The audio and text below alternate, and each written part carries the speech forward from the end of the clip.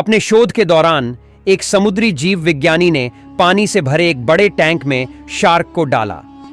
कुछ देर बाद उसने उसमें कुछ चारा मछलियां डाल दी। चारा मछलियों को देखते ही शार्क तुरंत तैरकर उनकी ओर गई और उन पर हमला कर उन्हें खा लिया। समुद्री जीव विज्ञानी ने कुछ और चारा मछलियां बेट फिशेस टैंक में डाली और वे भी तुरंत शार्क का आहार बन गई। अब समुद्री जीव विज्ञानी ने एक कांच का मजबूत पारदर्शी टुकड़ा उस टैंक के बीचों बीच डाल दिया। अब टैंक दो भागों में बंट चुका था। एक भाग में शार्क थी, दूसरे भाग में उसने कुछ चारा मछली डाल दी। विभाजक पारदर्शी कांच से शार्क चारा मछलियों को देख सकती थी।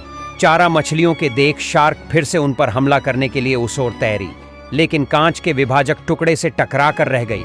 उसने फिर से कोशिश की, लेकिन कांच के टुकड़े के कारण वह चारा मछलियों तक नहीं पहुंच सकी।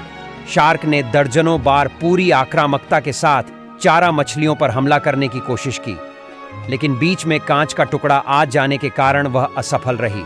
कई दिनों तक शार्क उन कांच के विभाजक के पार जाने का प्रयास करती रही, लेकिन सफल न हो सकी। अंततः थक हारकर उसने एक दिन हमला करना छोड़ दिया और टैंक के अपने भाग में रहने लगी। कुछ दिनों बाद समुद्री जीव विज्ञानी ने टैंक से वह कांच का विभाजक हटा दिया, लेकिन शार्क ने कभी उन चारा मछलियों पर हमला नहीं किया, क्योंकि एक काल्पनिक विभाजक उसके दिमाग में बस चुका था और उसने सोच लिया था कि वह उसे पार नहीं कर सकती।